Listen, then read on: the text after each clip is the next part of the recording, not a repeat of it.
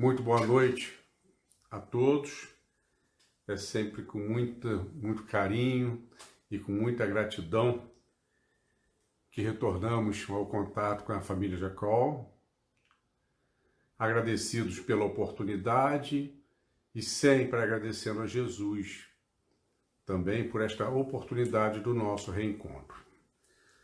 Hoje, como dito, vamos falar sobre a veneranda Joana de Ângeles.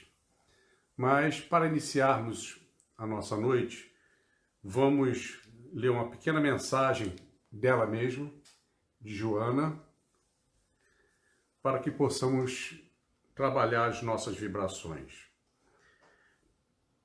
Preserva a tua serenidade a qualquer preço, seja qual for a situação em que te encontres ou que te apresente. Acautela-te do mal através de todo o bem que possas movimentar. Que possamos elevar então os nossos pensamentos ao Mestre Jesus, agradecendo Jesus por mais esta oportunidade deste nosso encontro, cada um em seu lar, mas ligados pelo mesmo objetivo, pelos mesmos pensamentos, e que possamos, Jesus, ligados também pela tua boa influência, pelo teu amor. Que tu possas, Jesus, através dos teus emissários de luz, através dos anjos guardiões de cada um de nós, que possamos nos sentir envolvidos, abraçados espiritualmente, ampliando as nossas sensibilidades, o nosso poder de concentração, Mestre querido, para que possamos retirar o máximo do estudo que faremos neste momento. Abençoa-nos, Senhor, que possamos, com muita clareza, com muito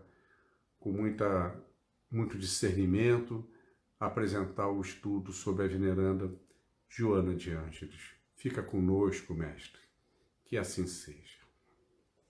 Então, mais uma vez, boa noite a todos. Como dissemos, hoje, para falarmos um pouco sobre Joana de Ângeles, um rápido resumo, porque isso seria um tema para um seminário, para um longo seminário. E o nosso estudo, falar de Joana de Ângeles sem a contribuição do nosso amado Divaldo Franco seria impossível. E o nosso estudo, ele foi preparado justamente em cima de depoimentos do Divaldo, através da sua recente biografia, através também de um trabalho feito pela TVC em 2008 sobre as vidas de Joana e alguns estudos também da Associação Espírita Mineira. Veremos que interessante que à medida que os anos foram passando, a riqueza de detalhes revelada por Divaldo foi se aumentando. Na realidade, o primeiro contato consciente de Divaldo com o seu guia espiritual, ele aconteceu quando Divaldo já tinha 18 anos. Numa reunião íntima na casa da família Roriz, no dia 5 de dezembro de 1945.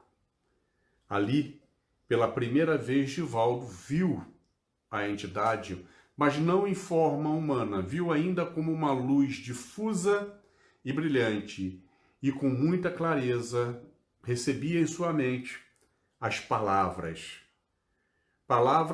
em que ele não conseguia definição de gênero, palavras que lhe disseram: Divaldo, tenho como tarefa nesta sua existência seguir-te, e na tua fidelidade à palavra de Jesus, conte comigo, de mesmo modo que contarei contigo no atendimento às necessidades do nosso programa. Então Divaldo fez a pergunta imediata: Senhor, qual é o seu nome?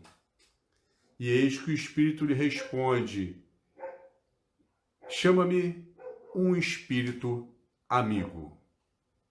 Divaldo ficou um tanto quanto frustrado pelo pseudônimo apresentado, pois ele sabia que os médiuns todos conheciam os seus guias pelo nome, e ele achou que o pseudônimo era algo assim muito impessoal, mas respeitou a vontade do seu mentor, do seu guia.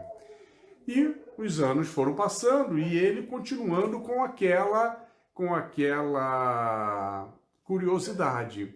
Eis que 2 anos e meio depois, em março de 1948, Divaldo fazia visita à casa de Chico Xavier. E lá, em determinado momento, o assunto lhe veio à mente e ele aproveitou e perguntou a Chico: Chico, você sabe quem é o meu guia? Sabe o nome dele? E Chico respondeu que sim, mas que não tinha autorização para revelar. Mas poderia adiantar que se tratava de um espírito venerando. Vida que segue, bola para frente. Divaldo continua ainda na sua curiosidade, na sua expectativa. E aquilo lhe incomodava também, porque as pessoas perguntavam a Divaldo qual era o nome atrás do pseudônimo Um Espírito Amigo. Até que numa determinada situação, uma senhorinha, ela quase conseguiu o impossível, que foi quebrar a paciência de Divaldo, de tanto que ela perguntou, porque não é possível que o senhor não saiba. E aquilo estava muito recente na mente de Divaldo. Naquela noite, houve o contato com o seu guia. E ele aproveitou e fez nova investida. Senhor, por favor, me diga o seu nome. Todos os médiuns conhecem os seus guias pelo nome. Eu preciso saber qual o nome do meu guia. E de uma maneira espirituosa, ele respondeu: Divaldo, o seu guia é Jesus.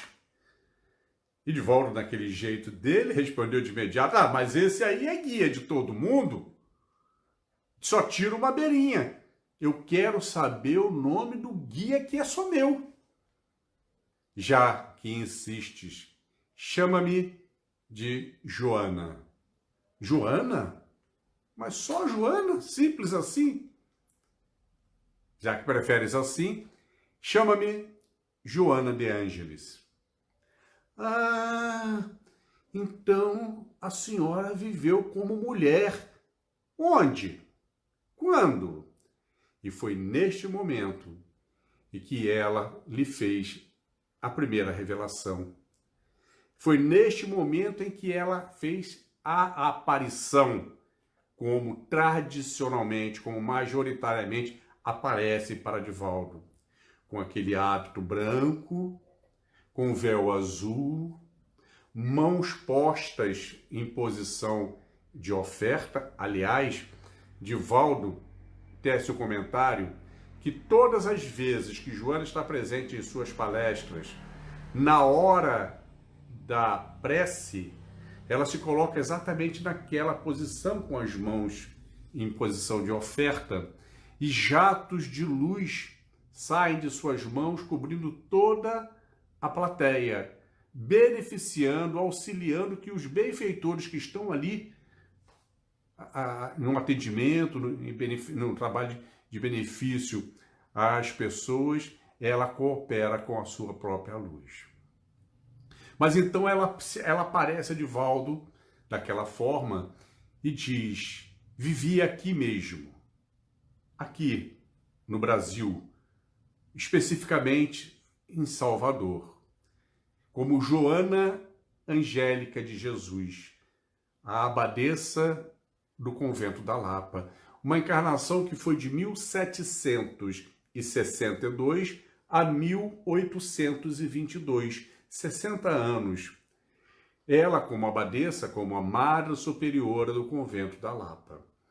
O convento da Lapa, ele abrigava não só as irmãs do convento, como abrigava também muitas daquelas moças de família e que haviam cometido delitos sociais aos olhos da família tradicional e que, a bem da honra familiar, elas eram encaminhadas para uma vida no convento.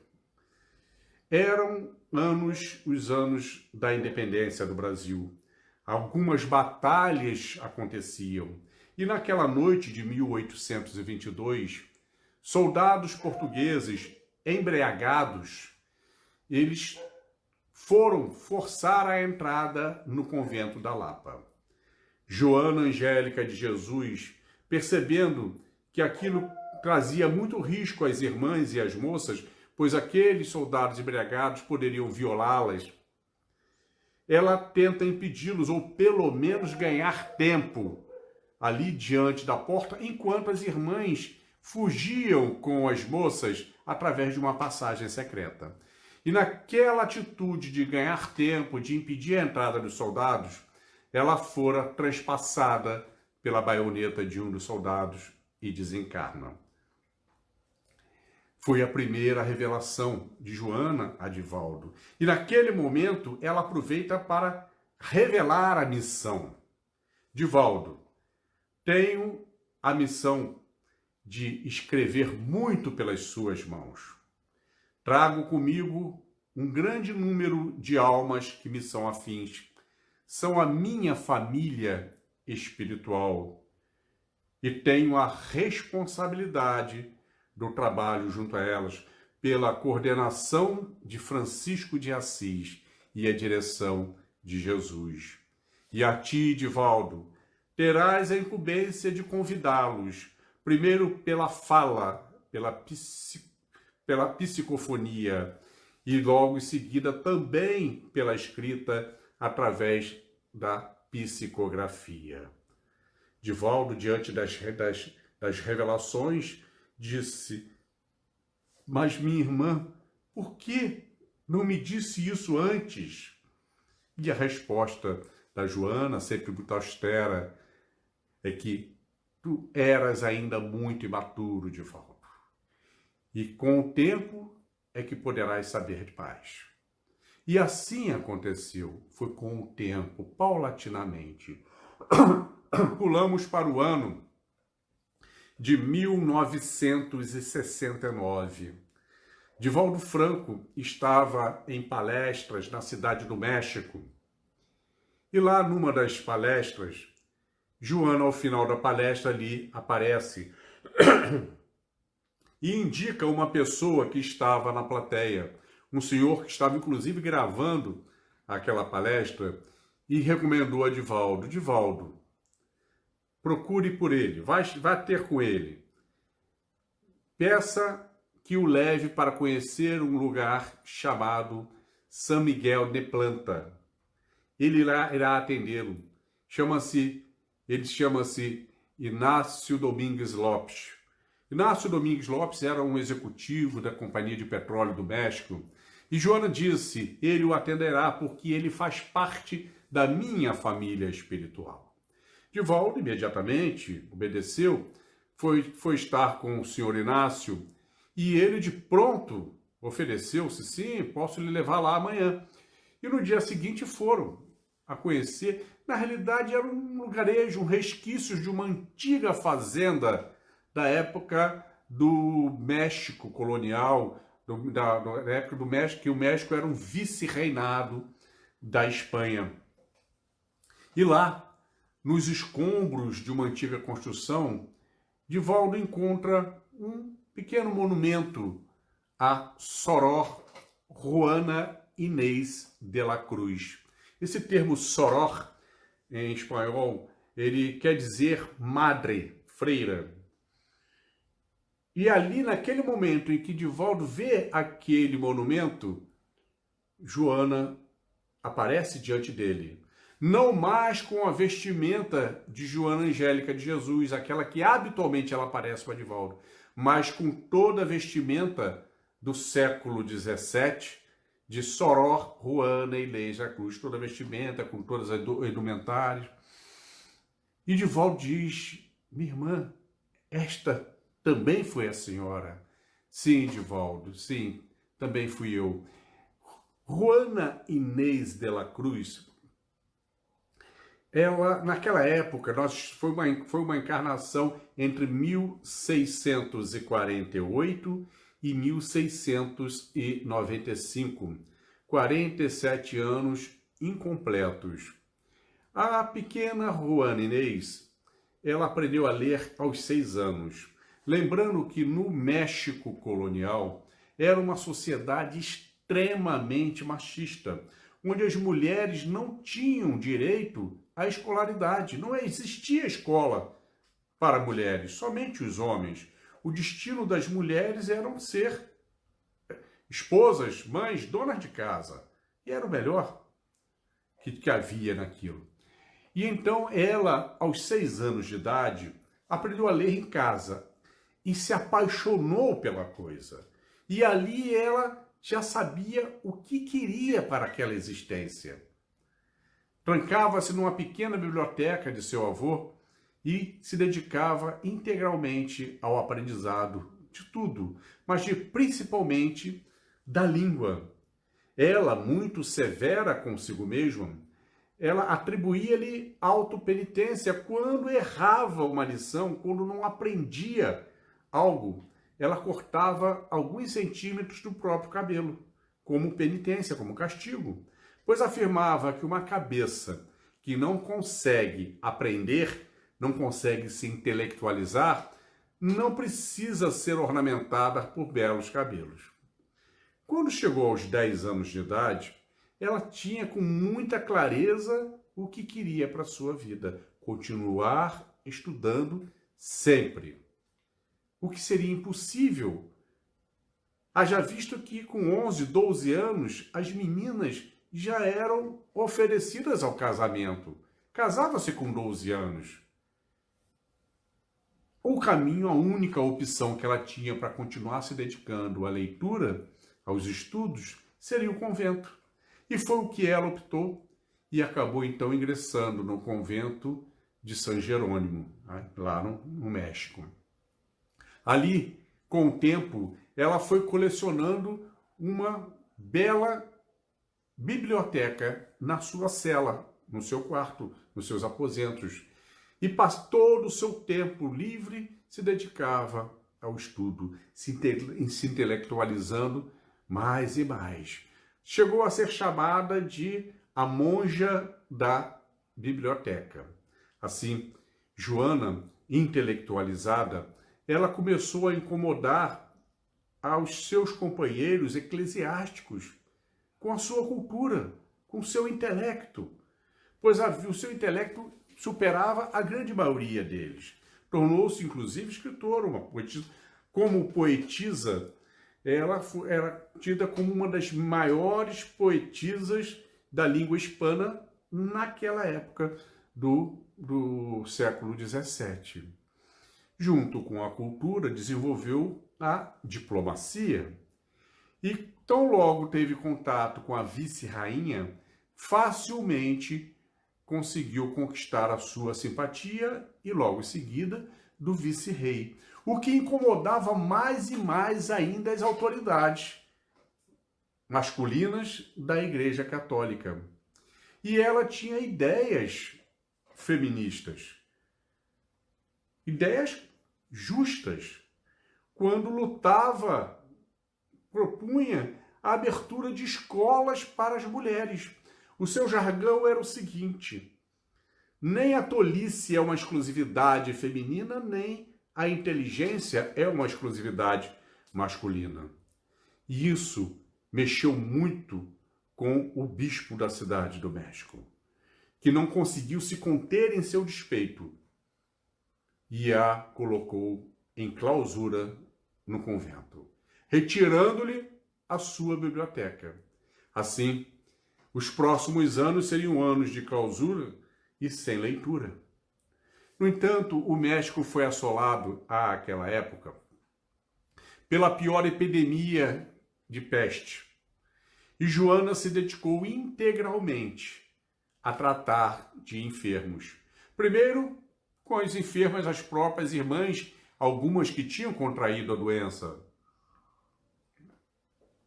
E depois, outras pessoas que eram levadas também ao convento para o tratamento. E foram 2 anos direto ali, dioturnamente, cuidando dos enfermos da peste.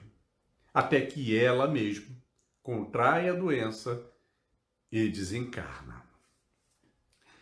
Mais uma revelação feita a Divaldo em 1969.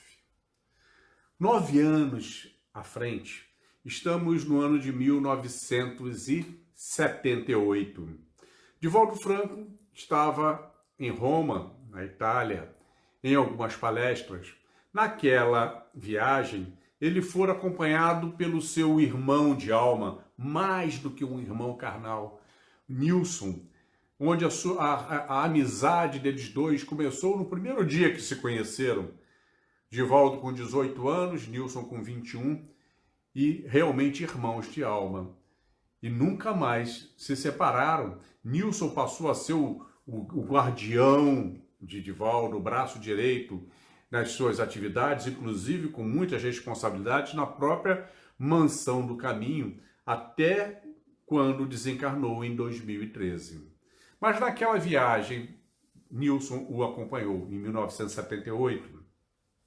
E num raro momento de lazer entre os compromissos do Divaldo, eles foram visitar as ruínas do Coliseu Romano. Estando lá nas ruínas, Joana aparece a Divaldo, aquela habitual aparência de Joana Angélica.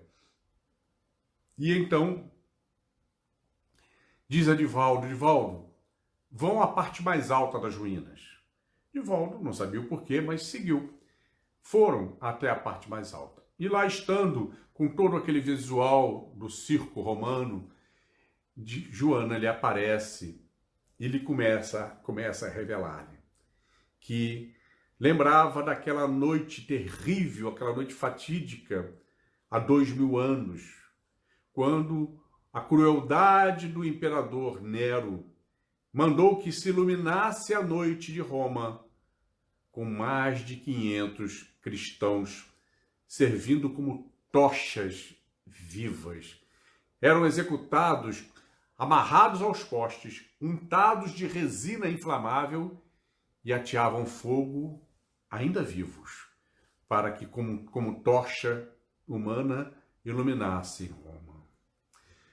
No Evangelho de Lucas, encontramos um relato de uma patrícia, uma cidadã romana que vivia em Cafarnaum, de nome Joana. Era uma mulher de posses, de status, era esposa de um alto funcionário do rei Herodes Antipas. Ele era o intendente de Herodes, cujo seu nome era Cusa.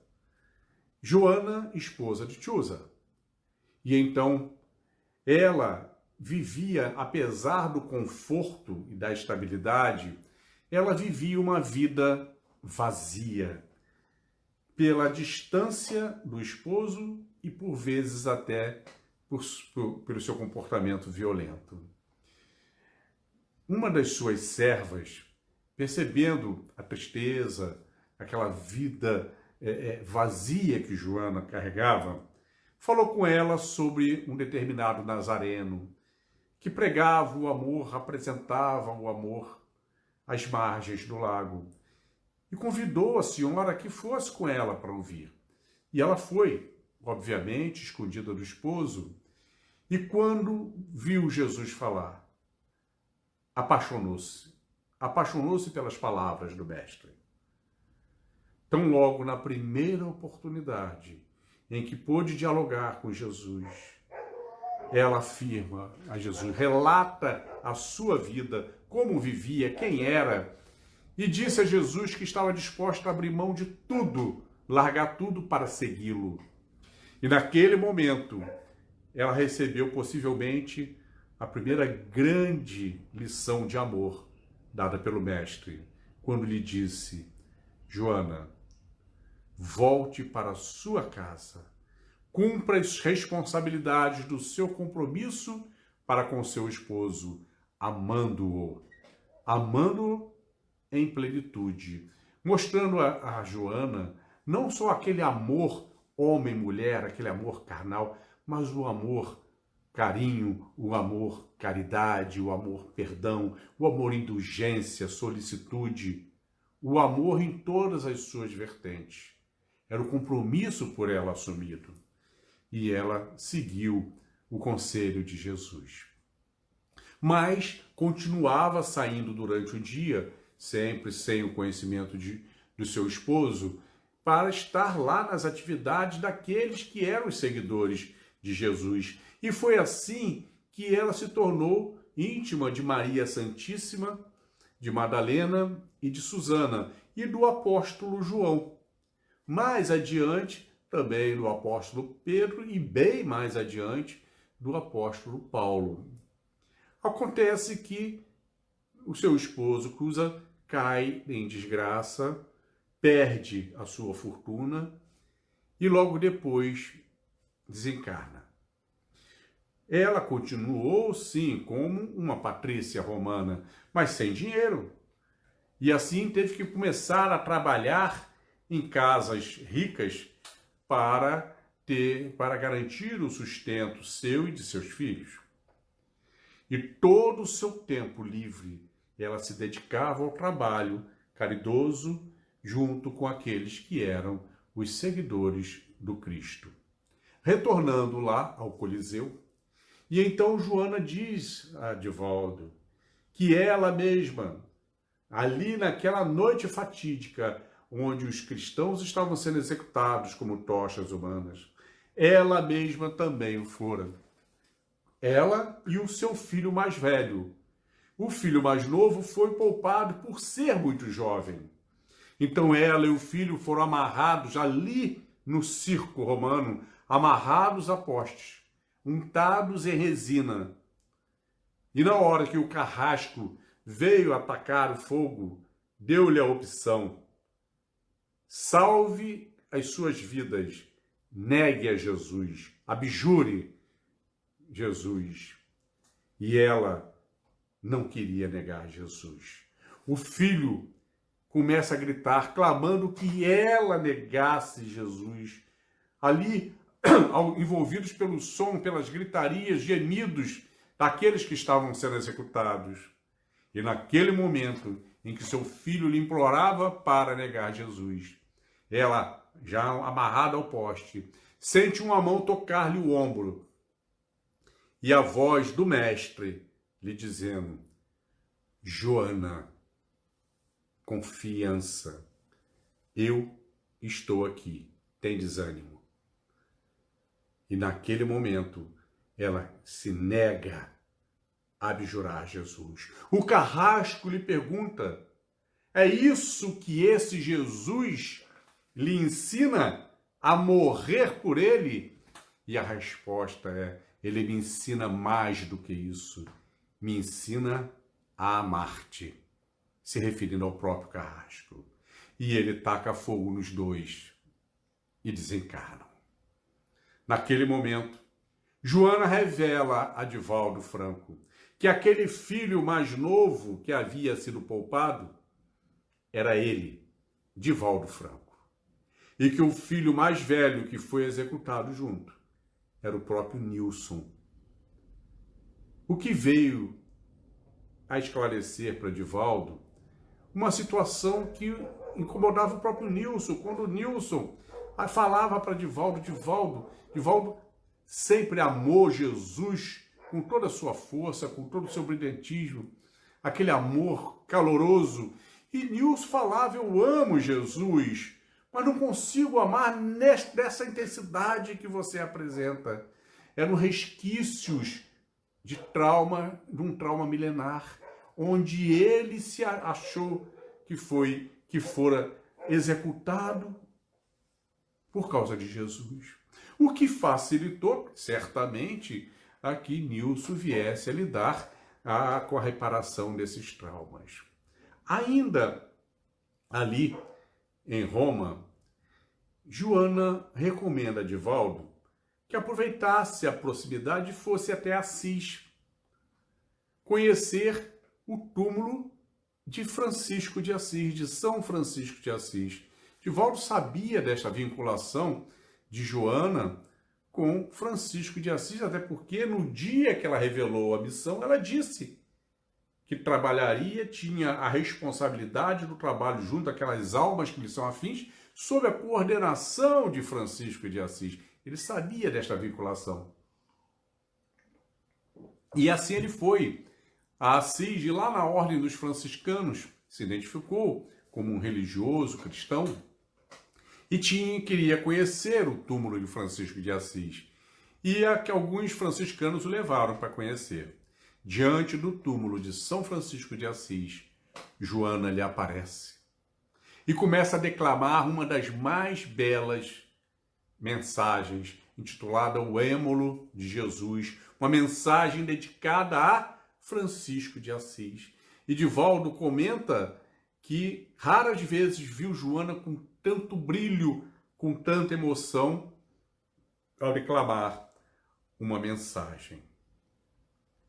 Muito provavelmente intuído, Divaldo Franco tem a vontade de, já que está próximo, conhecer também o túmulo de Santa Clara de Assis.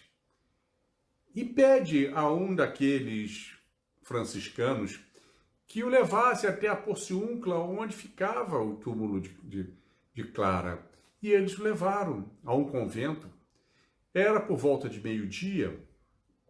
E chegaram lá, bateram forte, bateram a porta, ninguém atendia. E tanto insistiram que uma irmã veio ter a porta. Abriu a porta, eles se identificaram, são os franciscanos, identificaram Divaldo como um homem religioso cristão e que tinha o objetivo de conhecer o túmulo de Clara. Só que a freira foi extremamente reticente. Disse que não seria possível em hipótese alguma. Primeiro que era hora de almoço e logo em seguida eram as horas das preces e que o túmulo também não era aberto à visitação assim. Neste momento, Joana aparece para Divaldo, caminha até aquela irmã e sussurra-lhe algo aos ouvidos. E imediatamente a irmã muda de ideia e os convida a entrar e os guiando até o túmulo de Clara. Chegando lá, a surpresa, o túmulo era uma redoma transparente, e Divaldo ficou impressionado como um corpo de 700 anos não se decompôs, está íntegro. E ele ali olhando para a face de Clara, a beleza de Clara, Joana aparece ao lado. Divaldo olha para o rosto de uma, olha para o rosto da outra, vê a similaridade e diz: minha irmã, esta também foi você? O mesmo espírito? E Joana sorri, admitindo. Divaldo comenta que é muito comum este pudor dos espíritos venerandos em revelarem algumas de suas existências, principalmente quando tratam-se de pessoas famosas. Eles são comedidos nisso. E Joana não foi diferente. Joana, inclusive, revela a Divaldo que entre a encarnação de Clara de Assis, sim, uma encarnação de 1194 a 1253, 59 anos de encarnação. Entre esta encarnação e a encarnação de Juana Inês de la Cruz, houve uma outra encarnação que ela também utilizou o nome Joana, mas que não entrou em detalhes quanto a esta encarnação, muito provavelmente preservando a privacidade daqueles que foram os personagens junto com ela. Ali, Divaldo ratificou a ligação de Joana com Francisco de Assis, pois ela houvera sido Clara de Assis, Santa Clara de Assis. E vejam as conexões. quem fora o primeiro apóstolo a se aproximar de Joana de Cusa? João Evangelista.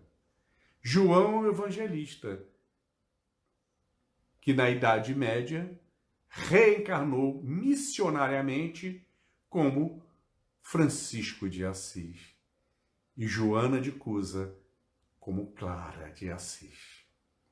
Algumas curiosidades vêm à tona e Divaldo as detalha. A primeira curiosidade quanto às fisionomias. Quando pega-se os quadros dos artistas medievais retratando a beleza de Clara de Assis e se confronta com os quadros barrocos retratando Juana Inês de la Cruz, percebe-se uma similaridade muito grande nas fisionomias. E quando se compara também com as imagens de Joana Angélica de Jesus, mais uma vez, a similaridade. Tá? Aliás, Divaldo comenta que Joana, a aparência que ela sempre se apresenta a ele, majoritariamente com as vestes de Joana Angélica de Jesus, o hábito branco, o véu azul, e a face de Juana Inês de la Cruz, lá com os seus 40 e tal. Mas que as imagens são muito similares. Divaldo esclarece. Todos nós sabemos que o espírito reencarnante ele passa a estar vinculado à matéria já na concepção e a partir dali vai acompanhando a formação do próprio corpo.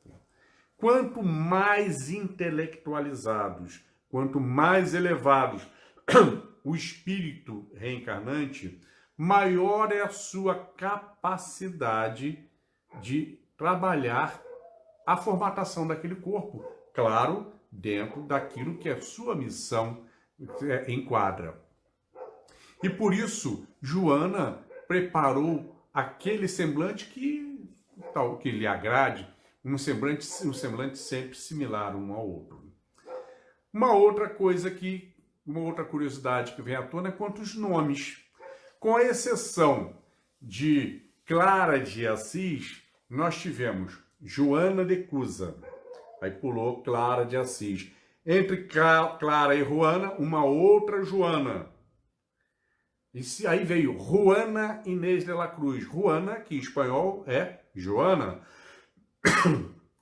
E mais adiante, Joana Angélica de Jesus. Coincidência? Não, não é coincidência.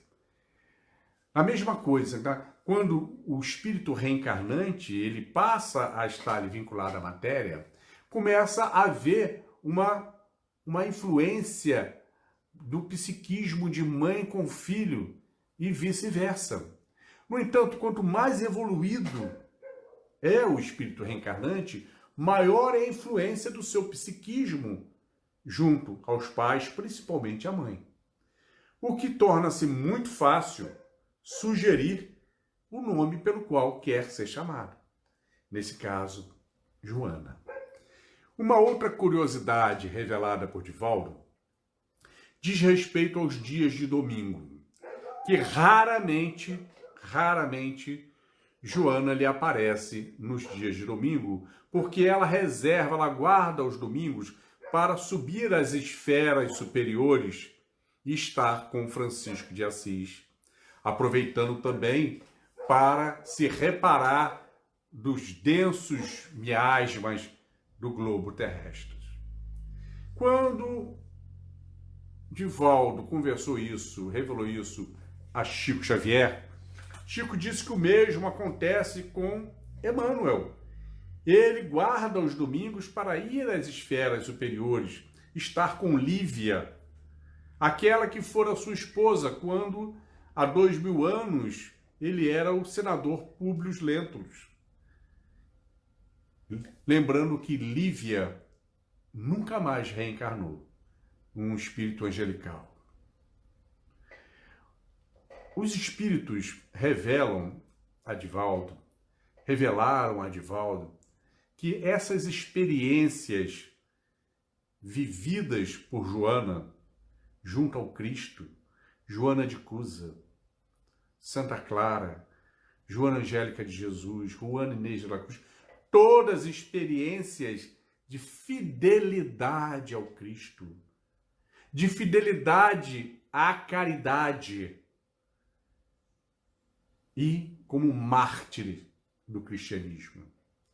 Elevaram o espírito Joana de Ângeles à pleiade de espíritos extremamente elevados ligados ao nosso planeta. Espíritos que têm a responsabilidade de grandes equipes de trabalho no bem. São espíritos que dão um nome a um sem número de casas que são seguidos por milhares e milhares de simpatizantes da fé. Joana, Emmanuel, Bezerra de Menezes, Eurípides Bassanufo e tantos outros mais benfeitores. Então eles comandam verdadeiras legiões do bem que os representam em todas as partes, em todos os atendimentos, sem que para isso esteja se faltando com a verdade. Pois quando aquele espírito também evoluído, também elevado, ele dá o atendimento a uma prece, ele dá o atendimento a uma casa espírita, ele o está fazendo conectado mentalmente com o espírito venerando. Divaldo usa uma figura de linguagem que funciona como uma grande rede de computadores espalhados por todas as cidades, em que quando o usuário acessa um dos terminais, ele está acessando o computador central. E que quando o assunto requer muita atenção, eles não se furtam de pessoalmente cuidarem da coisa.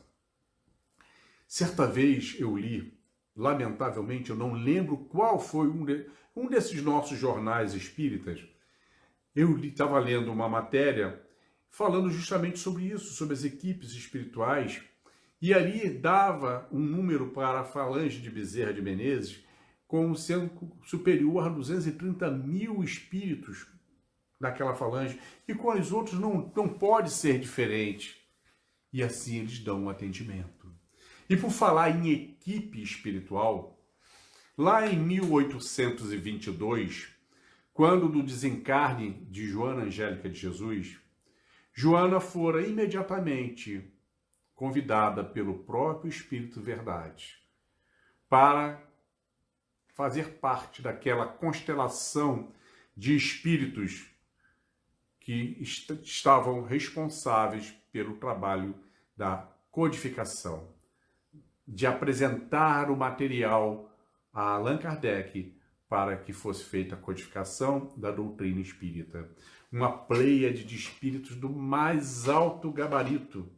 Espíritos como São Luís, Santo Agostinho, São Vicente de Paulo, São João Evangelista, Fenelon, Franklin, Swedenborg, Sócrates, Platão, Emmanuel e tantos outros que preferiram utilizar pseudônimos, como foi o caso de Joana. Joana está presente na codificação com o pseudônimo Um Espírito Amigo, o mesmo que utilizou para se apresentar a Divaldo naquela noite de 5 de dezembro de 1945. Encontramos Joana, por exemplo, no Evangelho segundo o Espiritismo, no seu capítulo 9, item 7, com a mensagem sobre a paciência. E no seu capítulo 18, item 15, salvo engano, com o título Dar-se-á àquele que tem, ambos assinados por um espírito amigo. No que diz respeito à codificação, Joana fez uma recomendação a Divaldo certa vez, e que Divaldo segue rigorosamente à risca. Joana disse que ele reservasse alguns minutos do dia para, todos os dias, ler um trecho das obras de Kardec, pois Espiritismo se aprende na limpidez cristalina de Allan Kardec. E Divaldo, muito disciplinado, todas as manhãs reserva meia hora para ler Allan Kardec. Esta sugestão é cabível a todos nós. Seria excelente para todos nós que também fizéssemos isso. Ah, mas eu não posso, a minha vida é corrida, eu não tenho os 30 minutos todo dia, de manhã ou de noite, seja o que for. Que eu tenha 10, que eu tenha 5, que eu faça a leitura de uma questão do Livro dos Espíritos. O difícil é se contentar e fazer uma só. Depois a gente quer 2, 3, e daqui a pouco, quando vai ver, estamos nos 30 minutos, porque dá para organizar. Para que possamos aprender na limpidez cristalina de Allan Kardec.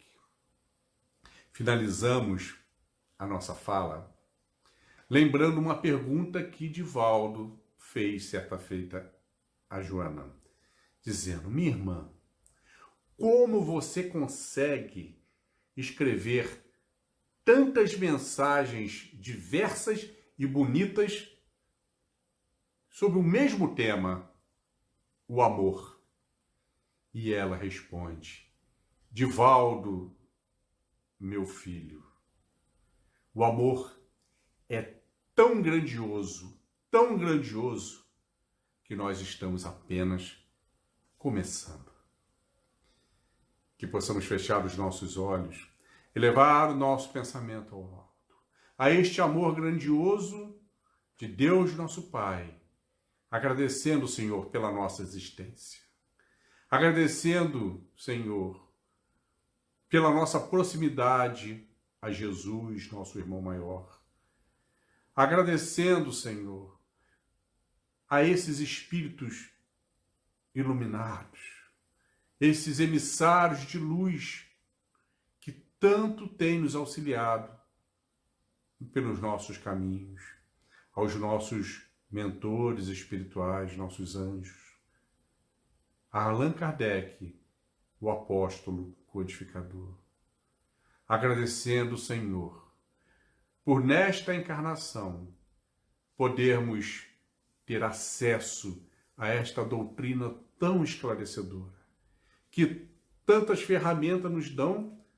para que possamos trabalhar a nossa reforma íntima e cada vez mais fortalecendo a nossa fé. Não que sejamos filhos privilegiados por isso, mas possivelmente os mais necessitados, os mais endividados, pois em sua bondade infinita, aos piores doentes, os melhores remédios. Obrigado, Deus. Obrigado, Jesus. E obrigado a todos vocês, meus irmãos, tá? Que tenham um bom final de noite, um excelente domingo, uma excelente semana pela frente, um excelente semestre, e que possamos manter sempre a confiança de pé, porque Jesus está no comando. Um beijãozão no coração de cada um de vocês. Fiquemos em